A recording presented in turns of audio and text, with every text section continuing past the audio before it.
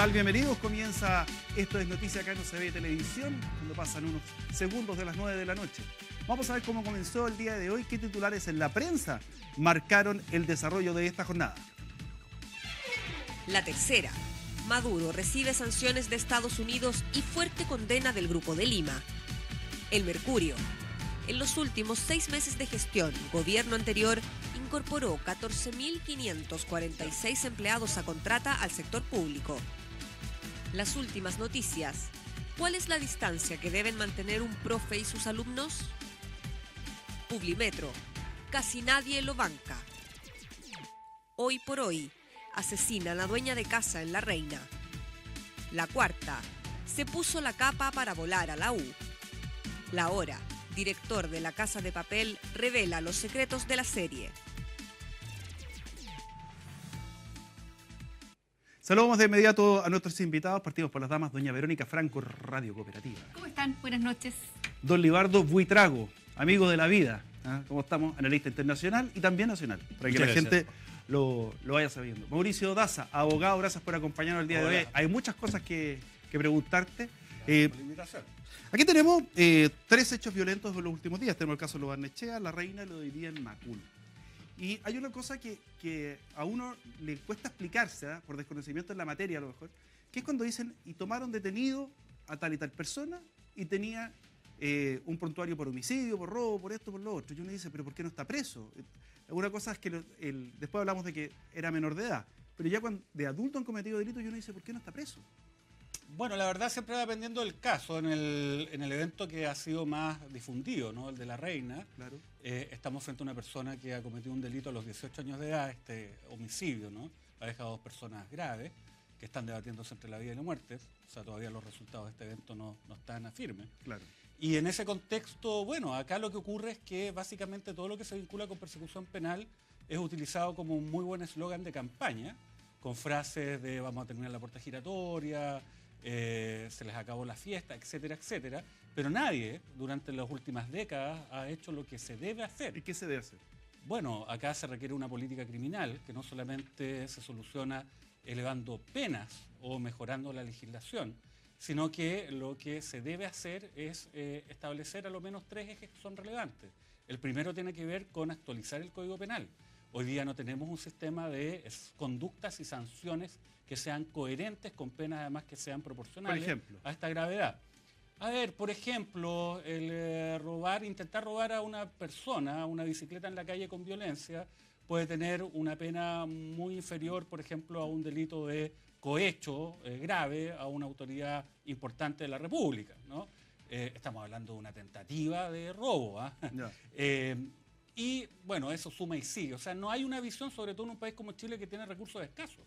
Nosotros no podemos utilizar el arma criminal, entre comillas, penalizar, establecer cualquier conducta como delito cuando tenemos recursos limitados. Solamente tienen que ser las conductas más graves y con penas que sean proporcionales. Ese análisis no se ha hecho, ¿por qué? Porque se va legislando respecto del último caso importante, el último escándalo público. Entonces claro, tenemos muchas leyes parches. Lo segundo, súper corto, mejorar el sistema de persecución criminal. Y esto no involucra entregarle más dinero, ni recursos ni facultades a las policías, ni a la fiscalía, sino involucra básicamente mejorar la calidad de las personas que están a cargo de la persecución criminal. Establecer mecanismos que permitan la asignación de funciones y cargos a partir de consideraciones de mérito y una revisión permanente, ¿no? En cuanto a cuál es el desempeño de estas personas.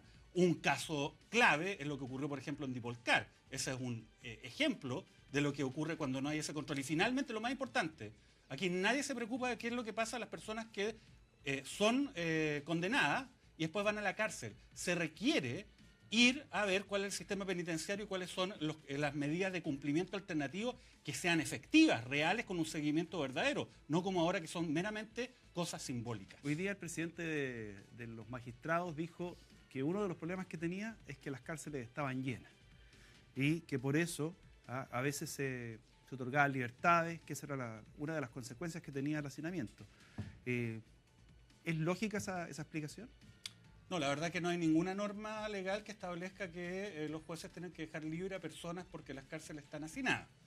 lo que ocurre de tanto en tanto es que se van dictando leyes que permiten que muchas personas salgan en libertad. No sé si lo han visto, cada 5 años, cada 6 años no aparece una normativa de esta naturaleza. Hace muy poco y después, claro. ocurrió la Corte de Apelaciones de Valparaíso, por ejemplo, dio hace muy Exacto. poco una serie de libertades condicionales. Claro, pero incluso ni siquiera eso, porque eso ocurre, ¿no? Hay un comité que se reúne algunas veces al año y revisa estos casos. Pero incluso normas que se sabe que vamos a permitir que determinadas personas salgan después de haber cumplido un margen de condena. ¿Por qué? Porque las cárceles están llenas. Pero el punto es otro.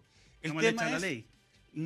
No, sino un problema legal. Por ejemplo, en el caso de este muchacho de 18 años, tenía 21 detenciones anteriores como menor de edad. Entonces la gente se va a preguntar cómo es posible que una persona que tenía 21 detenciones previas, bueno, ahora que cumplió 18 años, ingresa a una casa, mata a una persona, un anciano, deja gravemente herido a otro anciano y también a una persona que está discapacitada. ¿Cómo puede ocurrir eso? Bueno, ocurre ¿por qué? Porque si bien la ley, uno puede pensar, por ejemplo, el sistema de responsabilidad penal adolescente o juvenil, está bien concebida, los tribunales cuando toman a estas personas establecen planes de intervención que uno los lee y son fantásticos. Pero ¿qué es lo que ocurre cuando tienen que llegar a un centro cerrado donde tienen que cumplir este plan de intervención? Resulta que no hay ninguna persona que imparta los cursos, no hay una infraestructura mínima para que se puedan llevar a cabo.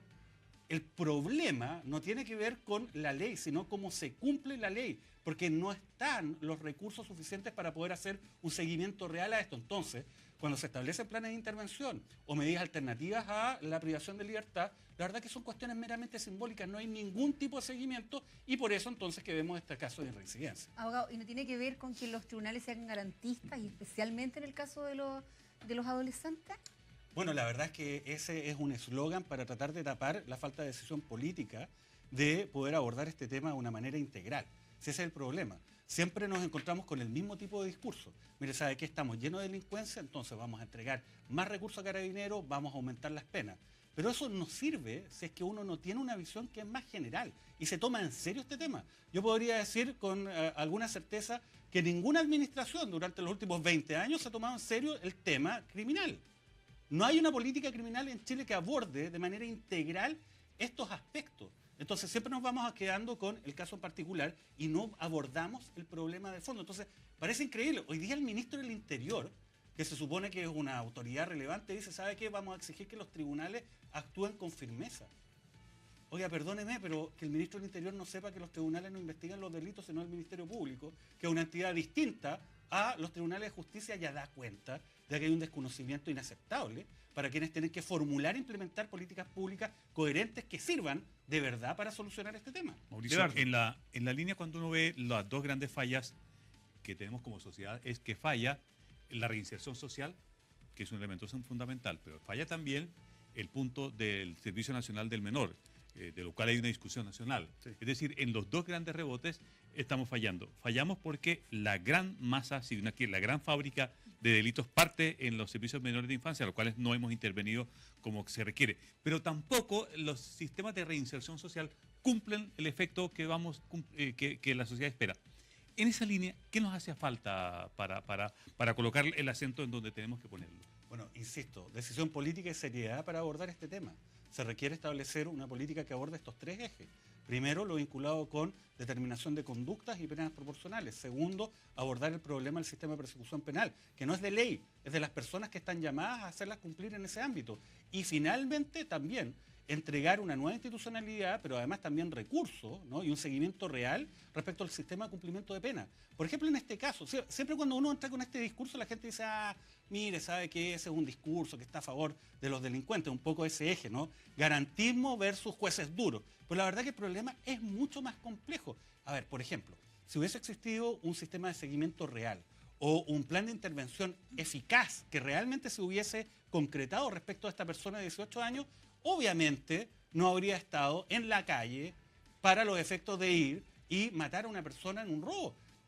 Ese es el tema. Entonces, finalmente, insisto, hoy día la cuestión criminal, como desde hace ya largo tiempo, es material para un buen eslogan político electoral. pero parece que no Abogado. es un problema suficientemente serio para ser abordado por autoridades Es más competentes. fácil jugar al sheriff. Abogado, Obvio. y sin entrar en los eslogans, ¿qué se hace con un niño de 11 años? Porque a este hombre, este chico de 18 años que mató a esta señora ahí en La Reina, lo detuvieron por primera vez cuando participó en un asalto a los 11, aunque él dice que su carrera delictual venía desde los 8 incluso. ¿Qué se hace a los 11 años con ese niño? ¿Cómo se evita que a los 11 años ese niño no vuelva a delinquir? Bueno, obviamente ese niño en algún punto es de alguna manera detectado por este sistema, ¿no?, de persecución criminal. ¿Y qué es lo que debe ocurrir en ese caso? Lo que debe ocurrir un poco lo que señala la ley, que está concebida precisamente para poder obtener medidas que lo vayan a reinsertar. Que se haga un plan de intervención respecto a este menor, que sea general, que abarque distintos aspectos y haya un seguimiento. Pero insisto, esto cosa sale del del Senado. tribunal, Cosa del sale Senado. del tribunal, entonces uno llega y agarra, oye, si Es que Chile en entonces el problema general... lo tenemos en el Sename Oye, y volvemos al no. Sename del que hemos hablado tanto tiempo. Nuestro país es increíble. Si nosotros le mostráramos Es un a tema de alguien, Estado. a ver, yo siempre lo pongo como ejemplo, ¿no? Es un poco exagerado, pero si le mostráramos nuestra legislación a alguien que no tiene idea de Chile y la lee, diría, oye, ¿sabe qué? Ustedes son el país más avanzado del mundo, una maravilla. Ese problema no está ahí. Está el problema cuando esa normativa se tiene que aterrizar en la práctica. Y ese es todo el tema. Salen planes de intervención espectaculares de los tribunales de garantía y de tribunales además con jueces que son especializados en responsabilidad penal adolescente. Pero cuando esto tiene que llegar al órgano que ha de ejecutarlo, la verdad es que no pasa nada porque no tienen los recursos y no tienen la infraestructura y yo diría que ni siquiera la voluntad Dime de una hacer cosa. un seguimiento real en esta materia. Bueno, nosotros, yo siempre lo he visto así. Vemos carabineros que no da abasto. Policía de investigaciones que no da abasto. Fiscales que andan con la maletita con rueda con la cantidad de procesos que llevan. Entonces, la justicia, el aparato, me refiero desde los jueces hasta los carabineros, es que no da abasto o falta profesionalismo. A veces las investigaciones pueden quedarle como poncho al fiscal o como poncho a la policía. ¿Cuál es la madre de todos estos problemas?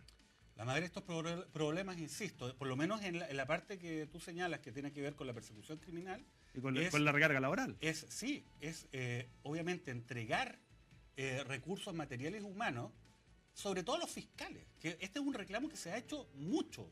Siempre se habla de Abbott, la persona que se está juntando de manera indebida con autoridades políticas para tratar casos de financiamiento ilegal. Pero también hablemos de Abbott, que jamás ha escuchado los requerimientos de la Asociación de Fiscales.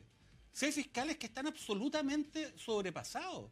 La carga No les da el cuero, que tienen... dicho en chileno. No, pero súper sencillo. No es que no les dé el cuero porque a ellos se les ocurre que no les da el No, cuero, es sino que objetivo. la proyección de causas que había por fiscal asignada cuando empezó la reforma se ha duplicado.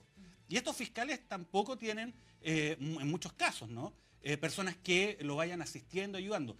Por otro lado, no existe una capacitación suficiente respecto de las policías. ¿Cuánta gente que nos ha escuchado de repente llega, sabe que le roban un auto, van al auto en la comisaría y le dicen que sabe que ahí está el auto?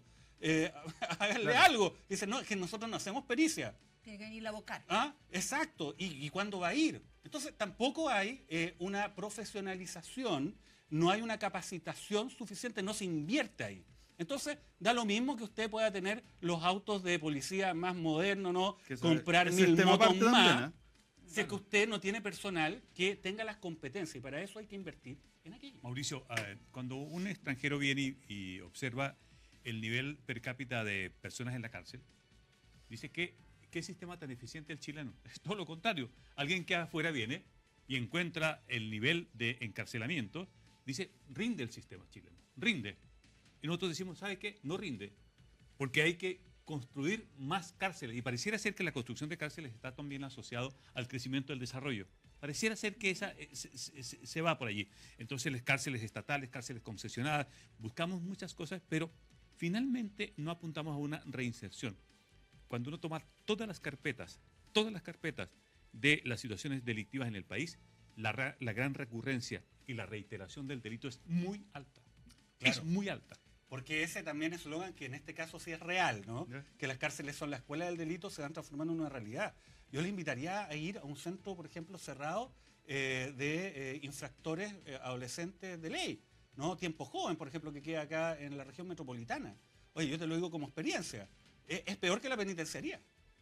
Así de claro, siendo que debiese ser un centro que contara con toda la infraestructura y todo aquello necesario para que precisamente personas que son jóvenes, infractores de ley, que aún no alcanzan la mayoría de edad, puedan reinsertarse, porque de hecho la posibilidad de reinsertar a ese tipo, a ese perfil de infractores, es mucho mayor a una persona que ya tiene una carrera criminal y es mayor de edad. ¿Cómo luchas contra la validación social del delito? Me explico. Ambientes en los cuales familia, papá, hijo, para ellos es normal delinquir. E incluso una pasada por la cárcel no es traumática. Y ahí hay un problema cultural tremendo, porque dicen, no estudio, me es más rentable delinquir, y no es algún problema que tuviese con carabineros, que lo atrapen, lo que sea, tampoco es algo que Me van a soltar. me van a soltar, y no es algo como que uno quede sin dormir, me imagino. Bueno, siempre va a depender del tipo de delito, ¿no? Eso No, es pero el bien relevante. lanzazo, lo Pero el típico. lanzazo es, a ver, bueno, en general los delitos contra la propiedad en Chile tienen penas que son bastante altas. El problema es un poco la efectividad respecto a la persecución criminal, Claro. ¿no? Y ese también es un tema. De hecho, hay estudios que señalan que más allá de cuál es el volumen de la pena, lo relevante para poder prevenir que se cometan delitos es la expectativa que tienen las personas de que van a ser llevados, digamos, a un tribunal y van a ser sancionados.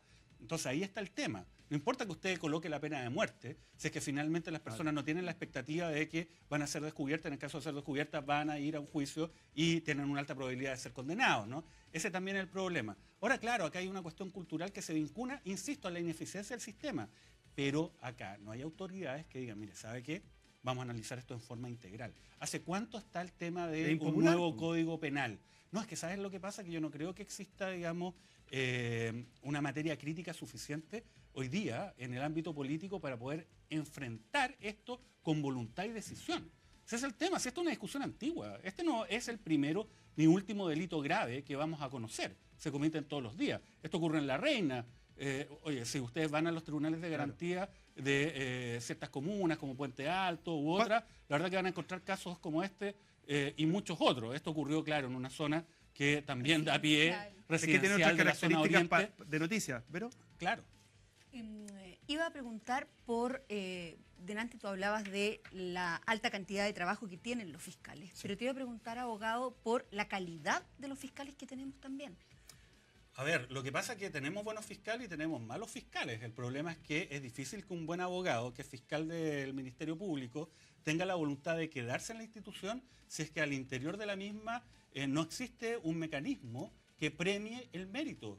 La asignación de cargos y funciones al interior de la Fiscalía no depende de la calidad del trabajo que se haga.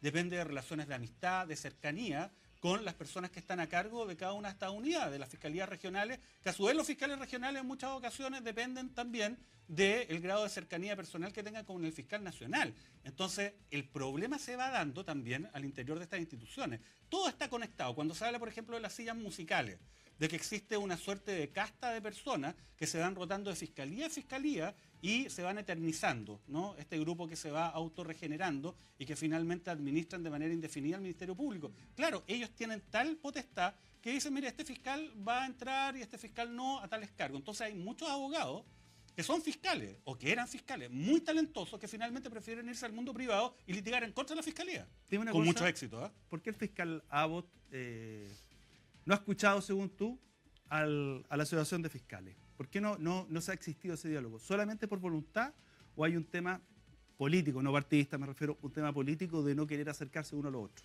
A ver, esto va a parecer duro, pero la verdad es que lo que ocurre es que Jorge Abbott claramente no tiene las competencias suficientes para poder dirigir una entidad tan compleja como el Ministerio Público y lo ha demostrado, no solamente respecto de desatender estos requerimientos y tratar de taparlos, ¿no? De alguna manera y invalidar la actuación de la Asociación de Fiscales que representa a los fiscales de pie, al 90% de las personas que van todos los días en todo Chile a la audiencia. Abogado, perdona, pero que hay que decir que tú has sido querellante en algunas causas Claro. que ha llevado la Fiscalía. He sido querellante en causas que ha llevado la Fiscalía, que ha llevado muy bien, como en el caso Corpesca con Jaime Orpi, y que ha llevado muy mal, digamos, como SQM. A ver, si yo no tengo nada en contra de Jorge Abbott personal, yo a él escasamente lo conozco. Lo vi una vez cuando suscribimos un acuerdo entre la Asociación de Funcionarios del Ministerio Público, la cual yo represento como abogado, y Jorge Abbott en un juicio por prácticas antisindicales, donde él se comprometió a una serie de cosas, ninguna de las cuales cumplió. Pero ese es otro tema. De nuevo está en tribunales por ese punto. Sí, ese no es el tema. Si acá, lamentablemente, las instituciones jerarquizadas están a cargo de personas. Y si nosotros diluimos su responsabilidad y no las mencionamos con nombre y apellido, finalmente tampoco estamos indicando qué es lo que se debe hacer para poder efectuar cambios que sean útiles y eficaces en esta materia. Mauricio, Solo dame un segundito, Vero. transparente, Dame un segundito, nada. Vero. Vamos a seguir conversando con Mauricio, vamos a una pausa y ya estamos de vuelta aquí en Esto es Noticias.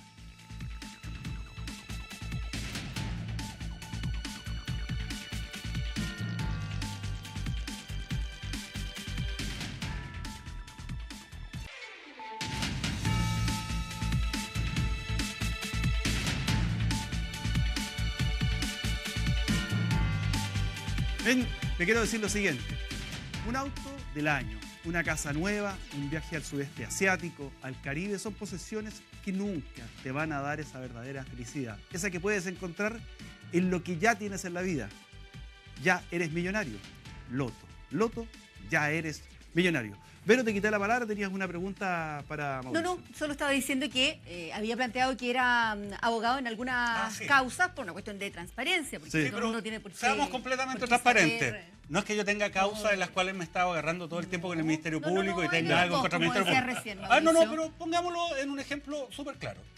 Hoy día se está litigando el caso Cascadas, que es el fraude de mercado de valores más importante en la historia de Chile, según el ex superintendente de valores, el señor Coloma. Esa causa está a cargo de un grupo de fiscales de excelencia que han llevado un proceso de una manera ejemplar. Una calidad en el planteamiento de los argumentos, una calidad en la investigación que es muy destacable. Ahí está a cargo Andrés Montes, que es el ex fiscal Centro Norte, y también está a cargo Jimena Chong. Ahora, Andrés Montes se fue como fiscal de la Comisión de Mercado Financiero y en buena hora le va a hacer muy bien al sistema. Un fiscal de excelencia.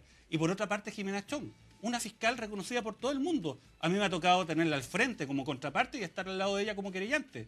Un trabajo impecable. Y son varios, está Macarena Caña, hay varios otros fiscales. Oye, pero estos fiscales, ¿ustedes creen que hoy día, como opera el sistema público, el Ministerio Público, tiene alguna posibilidad de llegar siquiera a una fiscalía regional? Jimena Chong postuló a ser candidata a la Fiscalía Regional Centro Norte. Oye, no quedó en la quina de las Cortes de Apelación. ¿Y por es qué una cosa crees tú que no increíble. quedó? Yo creo que ella es muy incómoda. Es incómoda de la misma forma como lo era Carlos Gajardo, de la misma forma como lo era Pablo Norambuena, de la misma ¿Porque son forma... frontales? No, de la misma ¿Porque forma que aparecen lo en es... los medios? No, de la misma forma que lo es Emiliano Arias. ¿Sabes por qué son incómodos? Porque hacen su trabajo sin consideraciones. Yo soy querellante, por ejemplo, en la causa de los incendios de CGE, esta eléctrica a quien se le imputa un conjunto de eventos de esta naturaleza que afectaron, ¿En ustedes vieron O'Higgins? cómo, en la región de O'Higgins. Oye, resulta que el fiscal formalizó a los ejecutivos prisión preventiva, ¿y qué es lo que hace el fiscal nacional? Le abre un sumario. Una cosa insólita. Por una declaración. Por una declaración. Oye, y Pablo Gómez, que vivía en los medios, pero diciendo, no, mire, ¿sabe las razones por las cuales vamos a cerrar o no vamos a avanzar ese QM? A él, nada. Entonces, insisto, el problema es que no hay un mecanismo objetivo o objetivable para que las buenas personas que están al interior del Ministerio Público, son muchos, tengan una carrera que les sea interesante de seguir y no se vayan al mundo privado, donde obviamente van a ser mucho más reconocidos. Y mejor pagado. Muchas gracias, Mauricio, por haber conversado con nosotros. Muchas gracias a usted por la invitación. Nos diste un panorama sumamente esclarecedor, un poquito pesimista, pero en la realidad. Así que No, siempre hay muchas cosas que hacer, pero hay que tener un buen diagnóstico, eso es importante. muchas graces, Mauricio. Gracias, Mauricio, que esté muy bien. Chao. Oye, y cambiando de tema, a raíz del caso de Rancagua, se ha emitido un comunicado de prensa. El obispo de Rancagua, a través de Marcelo Lorca, que es el notario eclesiástico, estoy resumiendo, dice que se ha realizado con todo el clero diocesano de la diócesis de Santa Cruz de Rancagua la situación que se ha estado viviendo, y se habla que se han suspendido de su ministerio 14 sacerdotes. Dice que bajo el punto de vista jurídico, ya, toda la información que posee y las medidas pastorales que se adoptan tengan relación a ella, serán puestos en el proceso eclesiástico, ¿ya? Y que además se denuncia a la Fiscalía con los antecedentes que le proporcionó Canal 13 sobre Luis Contreras, el sacerdote que se veía, y con los antecedentes que cuentan para ponerlo a disposición. Yo creo que esto fue, le llovió sobre mojado al obispo. Yo, cuando vi el reportaje de Tele 13, me pregunté, bueno, acabamos de ver una gran acción en el Vaticano. Se estaba por cerrar el 10º sínodo de la Iglesia Católica y sale esta denuncia y yo digo, pareciera ser que no hemos medido la profundidad de la situación. Porque esta denuncia, que lleva más de una década a la luz de las cosas del reportaje que se vio, yo me pregunto ¿cuál es la verdadera magnitud si es que acaso la estamos conociendo? Alguien me podría decir, pero es que como se es más transparente ahora y si hay más opción de denuncia, porque las denuncias son acogidas, quizás, no sé si estamos comenzando, no sé si vamos en la medianía, no sé si estamos, pero tocando fondo no estamos. Y eso es lo grave para una iglesia que necesita con urgencia resolver lo siguiente. ¿Cuál es la conexión entre el feligrés que quiere seguir confiando en su iglesia católica y entre quien hace la prédica? Esa iglesia católica que se ve golpeada y que el clero chileno la ha puesto en el umbral de comparativamente estar a la altura de Boston y de Irlanda, que no es un ranking en el cual uno quisiera estar. Y agrégale, Vero, que se van a recibir a otras víctimas de Caradima, lo anunció el Papa. Y aquí la conferencia episcopal no tenía idea, o sea... Y que son religiosos, además. Son religiosos. Abusos de poder. Son 4 sacerdotes. No necesariamente abusos sexuales, se habla ahí, sino abusos de poder, abusos psicológicos. No está claro quiénes son, ni exactamente cuándo los va a recibir el Papa. Claro, y a mí también me llamó la atención que cuando se planteó en la conferencia episcopal estaba como fuera de foco. Yo solo quería agregar algo a lo de Rancagua. Yo tengo que decir primero que fui católica durante mucho tiempo. Me cuesta decir que no lo soy. Yo creo que en el último censo incluso me debo haber declarado católica. Y me duele, ni siquiera es que me moleste, me duele que un obispo como Alejandro Goich se equivoque de esta manera. Y de la misma manera que se habían equivocado los anteriores. De la misma manera que se habían equivocado aquellos que habían sido cuestionados por el mismo Alejandro Goich en algún momento. Yo entiendo que él está muy mayor, que él ha estado muy enfermo, que él tiene problemas serios de columna, por ejemplo. Pero que él diga que había escuchado como una broma. Yo no soy cosas, detective. Que él no es detective para estar investigando. No, pues no es detective para estar investigando. Pero sí es el jefe de la iglesia en su diócesis. Y por lo tanto tiene la obligación de haber estado mucho más atento, incluso a esas bromas que él dijo, yo escuché. Y lo otro que me complica es escuchar a obispos como Galo Fernández, con quien conversamos esta mañana en el diario de Cooperativa, cuando dice, aquí todos tenemos una cuota de responsabilidad. No, porque cuando todos tenemos una cuota de responsabilidad, no la tiene nadie. Y aquí sí hay responsables que pudieron hacer más y que no lo hicieron en su momento. Es que el punto, el grito de la denuncia, que es brutal, ¿no? Sí. Cuando se hace una denuncia, que es brutal, que no tenga eco es gravísimo. Pero que adicionalmente es como esa idea de que, no, aquí no ha pasado, yo no le doy el beneficio de la duda, ni siquiera se la doy a alguien que se tiene que separa de dos atributos, que es el atributo ético y el moral. Porque cuando uno es conductor de una iglesia, Pablo, y uno está parado... Es un líder. Por supuesto. ¿En representación de quién? Esto para los creyentes del mundo católico o cristiano. ¿En representación de quién? Alguien que abraza, ¿no es cierto?, el sacerdocio y dice, yo lo abrazo porque mi valor ético y moral es de altura.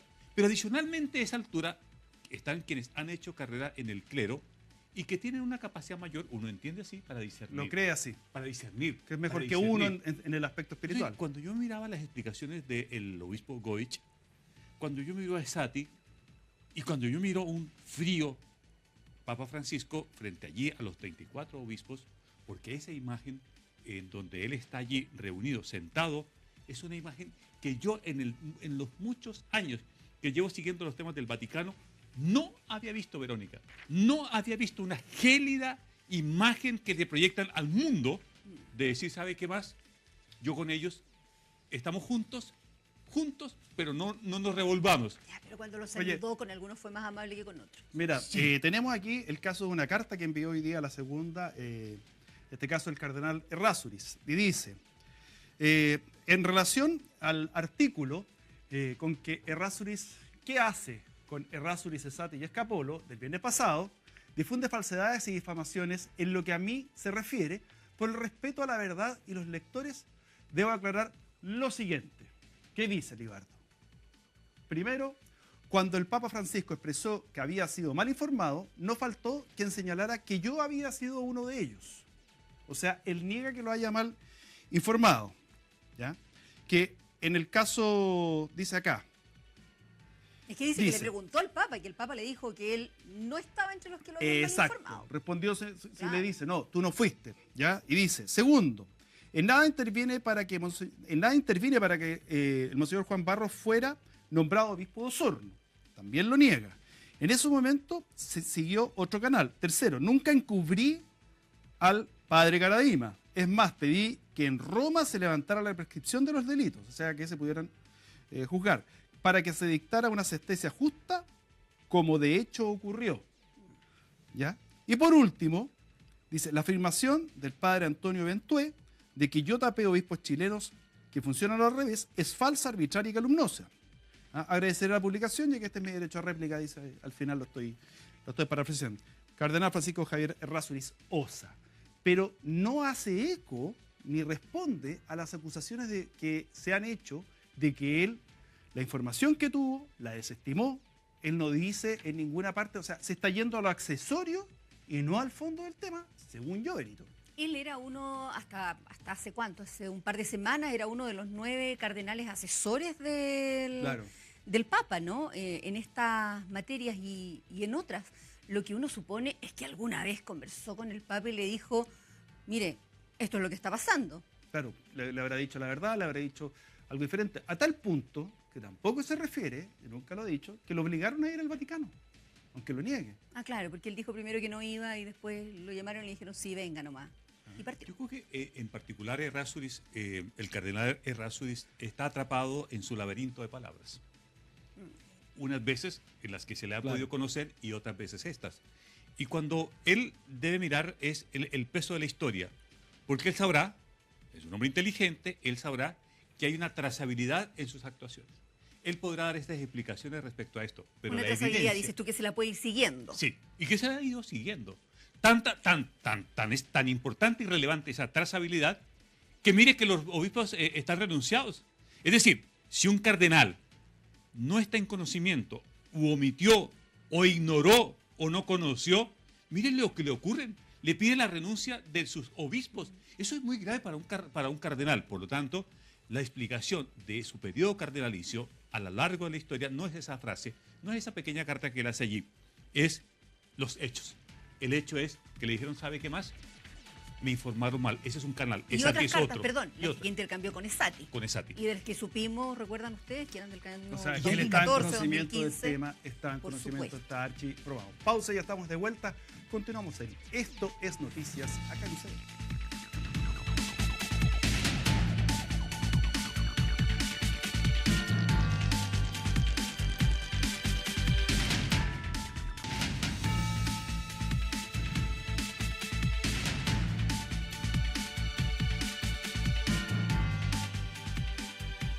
Mira, estamos de vuelta, esto es noticia, pero te tengo una noticia, valga la redundancia. Si compras un suéter, compras palmeras o compras incluso pintura para tu casa, para tu terraza, automáticamente participas por 20 millones de pesos. Pero eso no es todo, porque si votas por un doble en doblesredcompra.cl, puedes doblar el premio a 40 millones de pesos, o sea, de 20 a 40.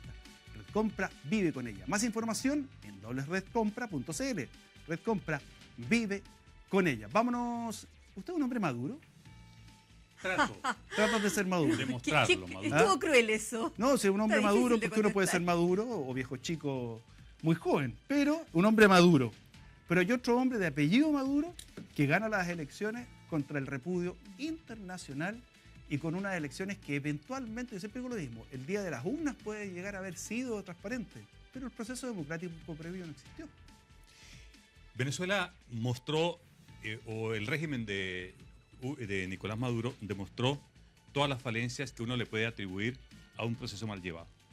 Es unas elecciones que las convocó Maduro cuando él quiso, no cuando el calendario lo establecía, las anticipó, no le dio opciones a la oposición de presentar sus candidatos, en Venezuela se detienen y se meten preso a quienes tienen una idea distinta a Maduro. No hubo ni el voto informado, ni la libertad de los candidatos para moverse, y hubo una precaria libertad de prensa. En esas tres líneas, estas elecciones fueron absolutamente ilegítimas. A ver, pero espera, ¿hubo candidatos de oposición instalados ahí? Sí, de una oposición que podía hacer el juego a ellos, porque de la Mesa de Unidad Democrática no emanó ninguno. Es un exchavista, el Falcon, que venía allí, hubo un pastor evangélico que se animó a intentar validar esto. Claro. Era para necesario Chávez, que existiera. pero por supuesto. Entonces los no iba a regímenes- correr solo. Claro, es lo único que faltaba. Y no salió segundo, como otro. Claro, ahora, Saddam Hussein en su mejor momento sacaba el 99,9% de los votos, Mubarak sacaba el 98%, así que aquí tenemos dos consecuencias. La primera es que el chavismo ha ido perdiendo votos, 1.200.000 votos. ¿El chavismo perdió o Maduro? el chavismo, porque lo representa Maduro, que es parte integrante del chavismo. Mal Pero interpretado. uno podría decir, si no había candidatos de oposición reales, como tú planteas, entonces yo estoy seguro de que va a ganar mi candidato, ¿para qué voy a ir a votar? Porque, O sea, en el fondo uno dice, ¿para qué voy a ir a votar? Si total, al final, Me gusta este candidato, me gusta el presidente Maduro, yo creo Sé que que lo está todo reelija, podrido. pero ¿para qué voy a ir si va a salir? bueno, por eso te tiraron esa tarjeta ¿cómo se llama? Esa tarjeta roja, que si iban, te iban a dar 10 millones de pesos en tu cuenta 10 millones de bolívares. de bolívares, que equivale como a 20.000 pesos. Y mucha gente dicen que esa es una denuncia que compra hay, de votos. que se compraron los votos. Ahí hubo La compra tarjeta de de la patria, votos, carnet de hubo la patria. fraude, hubo bajísima participación. Yo estuve siguiendo mucho los canales colombianos y panameños que hicieron un seguimiento durante el día al proceso eleccionario, y en la inmensa mayoría de los locales de votación había una bajísima participación. Ahí inflamaron, Dicen 46 o 48% del padrón que votó. con lo cual significa que era el 54% de abstención, que ha inflado con los votos del Consejo Nacional Electoral. Pero lo de fondo, ¿es estas elecciones le permiten legitimarse a Maduro? No le va a permitir legitimarse. Al contrario, el efecto para largo aliento es que Maduro, por el contrario, va a quedar franqueado por una muralla internacional de la comunidad internacional, que va a decir, ¿sabe qué, señor Maduro? Usted pasó una línea. Y pasó la línea. Oye, dime una cosa, Vero. Con las declaraciones de Jadwe, de Navarro, algunas del Frente Amplio, ahí la izquierda queda en una posición bastante incómoda. O sea, le pregunto, ¿son o no son? ¿Somos o no somos? Porque algunos validan, otros son tibios y otros están en contra. O sea, yo creo que la postura del Partido Comunista es súper clara. La postura de Navarro y los navarristas es súper ¿Existen clara. los navarristas? Yo creo que sí, porque, a ver, todavía votaron algunos por él, ¿no? Ya. Sí. Pero Sí, de claro. alguna manera la relación de la centroizquierda, en su conjunto, la oposición, No, pues no hay una postura. claro. La gente más de centro, yo te diría que hasta PS, PPDs, no están en la misma línea que Maduro y lo miran con bastante distancia. Pero el PC lo apoya así a rajatabla, valida la elección, no sienten No que se haya te olvide, problemas ni llegaron con el platas servicio desde gobierno electoral. chavista para la Universidad Arce, o sea, hay un compromiso ahí. Ahora, dime una cosa, ¿de qué sirven las sanciones internacionales del Grupo de Lima, de Trump? Porque hoy día yo hablaba con unos venezolanos y me dicen, mira, todo lo que pasa nos da lo mismo, porque va a seguir igual. Y va a estar hasta el 2025 y va a quedar todas las mismas condiciones. ¿Sirve de algo? ¿Sufre la gente nomás? Sí, y lo que ocurre es que Maduro puede conciliar en que estas sanciones internacionales puede ser lo que para Cuba fue el bloqueo. Ustedes recordarán que durante más de 60 años Cuba se defendió frente a Estados Unidos diciendo, utilizando el tótem del bloqueo como el gran instrumento para defenderse del imperio. Pero Hoy Venezuela tiene petróleo. tiene petróleo y que lo compra Estados Unidos. Y no- Además, Por lo tanto, la y única eso oportunidad- no lo Oye, bloquean. eso no lo Claro. bloquearon, ¿no? Claro, no, es que ahí viene una relación. Chávez, que construyó Chávez en su momento con Bush, y era, yo le vendo el petróleo, y unos amigos tejanos de Bush le dijeron, ¿sabe qué? Mire, deje que Chávez te insulte de todo. Cuando le dijo, aquí hay olor a azufre en el foro de las Naciones Unidas, y los amigos de tejanos de Chávez y de Bush, porque eran los dos, le dijeron, en tanto no deje de vender el petróleo, porque nunca va a ocurrir eso, la relación va a seguir en alto. Y se hizo Bush el del lado. Creo que Trump puede reaccionar más por la expulsión del diplomático que ocurrió hoy, por el encargado de negocios, que se lo han expulsado, y seguramente van a venir una cosa. La única manera la única manera de que se busque una situación política, porque aquí no hay que buscar fuerza armada para No, la pues, ecuación. son todas Aunque, chavistas. Aunque el gobierno de Trump dio a entender que podría haber intervención militar. No lo Sí, deja entrever. Sería, Y uno dice, no, a ver, sería espérense. pavorosa, claro. No. Es Ah, pavorosa. ¿Qué tiene porque que andar haciendo ahí también? eso involucra muchas cosas. Pero hay una cosa que Venezuela se está vaciando. Y esto es pavoroso. Yo miraba los reportajes de la televisión de Panamá y la colombiana y gente, venezolanos durmiendo en los parques, durmiendo en las calles de Colombia, huyendo del régimen de Maduro. Entonces uno mira esas imágenes y dice, ¿para qué aferrarse al poder? Esto es porque ellos, Maduro y su clientela, se van a quedar de manera definitiva, parece que sí, se van a quedar allí. O como otros lo simplifican, a parecerse más a Cuba. Lo cierto es que tardíamente la comunidad internacional comienza a reaccionar contra el ¿Por qué régimen tardío? cubano. Porque mucha hipocresía internacionalmente le tuvieron miedo en un principio a Chávez y luego le tuvieron miedo a Maduro. Nada O más le que por tuvieron- las lucas de petróleo. junto con ellos, porque creían que aquí venía una super revolución y eso era, de cierta manera, para un sector de la izquierda era admirable. Y después se dieron cuenta de que esa revolución de izquierda perseguía a los políticos, los metía presos y que no era capaz de resolver los factores de la economía de una nación tan inmensamente rica como Venezuela y hoy convertida quizás en una de las más pobres a nivel mundial. Como Jadwe nos decía en la mañana, no, en Venezuela no hay presos políticos, hay políticos que están presos. Bueno, Claro. ¿quién va primero? Claro. Políticos No, o y la presos. Asamblea Nacional, la verdad que es una farsa, lo mismo que el Colegio Electoral. O sea, finalmente. Y que la Corte Suprema, y la el Tribunal Corte Supremo, O sea, está todo. está todo manejado. Todo manejado. ¿Nos queda tanda? ¿Ah? Tenemos que ir a una tanda. Vamos a la tanda. Mándanos algo. Vamos a la tanda. Vamos a una tanda y ya estamos de regreso a esta hora en Noticias. En noticias. Esto es noticias. Esto es noticias. Usted de televisión. Esto es Noticias en un de Te televisión. quedaste en Mega Noticias como trabajaba antes. Sí.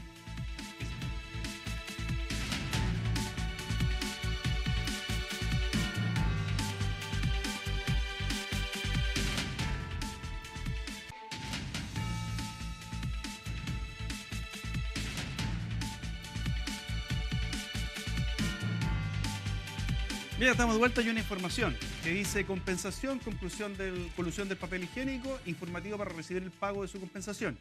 De acuerdo a lo suscrito por el CERNAC, Codecu y Conadecus y la CMPC, ha sido confirmado el 17 de mayo por la Corte Suprema. Estamos a la espera que este trámite judicial quede ejecutoriado por el tribunal con su resolución que diga el cúmplase. Luego de ello se entregará a través de esta plataforma, vale decir, toda la información sobre la forma y plazo de la entrega. ¿Esto está dónde, señor director? Está en micompensación.cl, micompensación.cl, y ahí usted va a saber por qué se están entregando estas platas, cómo se va a hacer, en fin. Así es que usted puede ir a micompensación.cl. Pero falta todavía para que lo entreguen, ¿ah? Sí, Tiene falta que, un el kilo. cumpla serán 10 días desde el 17 y después Claro. 2 meses. Así Sí. que falta un ratito. Aquí van a estar todos los detalles. Falta un ratito. Micompensación.cl. Ujú.